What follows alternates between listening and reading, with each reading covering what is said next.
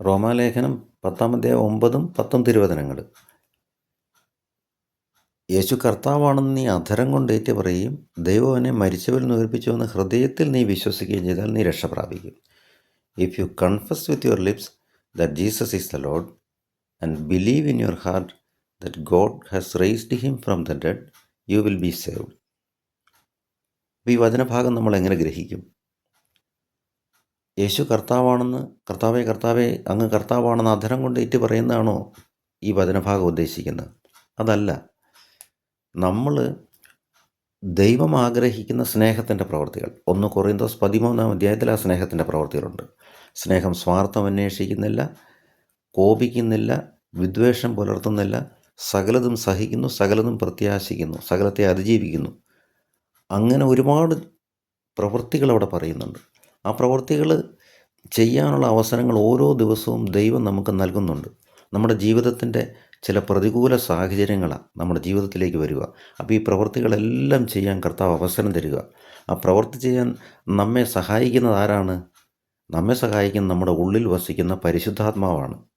അതുകൊണ്ടാണ് റോമ 10:10 പറഞ്ഞത്, one who believes with the heart is justified.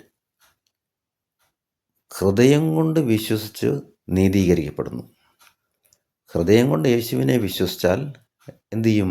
പരിശുദ്ധാത്മാവ് വന്ന് ദൈവനീതിയുടെ സൗജന്യമായ ദാനം നമുക്ക് ലഭിക്കും. അത് കഴിഞ്ഞ് അധരം കൊണ്ട് one who confesses with the lips and is saved, രക്ഷ പ്രാപിക്കുകയും ചെയ്തു. സ്നേഹത്തിൻ്റെ പ്രവൃത്തി ചെയ്യുമ്പോഴാണ് രക്ഷ പ്രാപിക്കുന്നത്. അപ്പം കോപിക്കാതിരിക്കുമ്പോൾ, സ്വാർത്ഥം പുലർത്താതിരിക്കുമ്പോൾ, വിദ്വേഷം പുലർത്താതിരിക്കുമ്പോൾ, ക്ഷമ കൊടുക്കുമ്പോഴെല്ലാം എന്താണ്?